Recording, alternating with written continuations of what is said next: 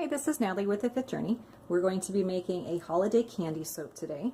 So the hardest part with soap making with the cold process is finding a red, and one that doesn't bleed or one that doesn't turn pink, because you know when you add a white color or a pastel color, that's just what happens.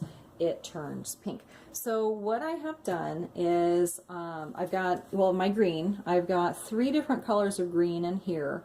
I've got one that kind of discolors to a blue because I was having a hard time finding a deep green, at least what I have on hand.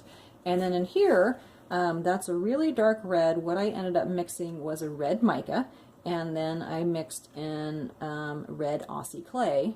So the red Aussie clay does get kind of a deep rust, and I'm hoping with that other one that we'll get a nice red in there. And when I pour, I'm going to go ahead and pour some of it into the tube, and then I'm going to add titanium dioxide to this. So the fragrance I'm going to be using is a holiday candy fragrance. I need 4 ounces, and I had used a little bit of this for a prior batch because I needed something a little sweet added to something. So I have another fragrance. If I just need to add a little bit more, then I will do that. I'm using a water discount to account for the extra liquid that's in there, and then the titanium dioxide. So I'm going to do the white with basically a drop swirl in there. Then we'll use the hanger tool, and then we will swirl the top.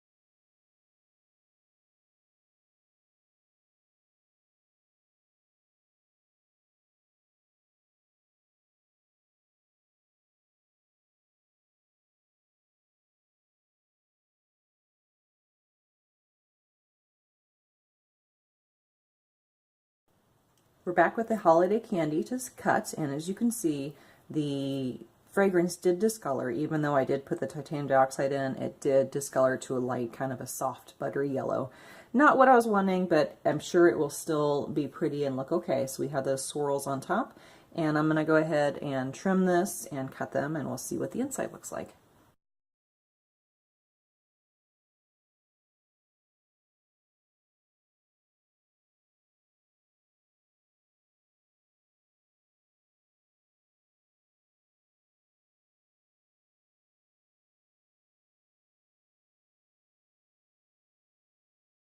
Have it for the holiday candy. It is, kind of a soft, buttery yellow, but that's okay. It kind of looks like an old timer, maybe a country kitchen or a country Christmas, but they're still really pretty. I'm happy with how the red turned out. So we did that. The red mica that I had red turned kind of a pink, and then I added in the red Aussie clay.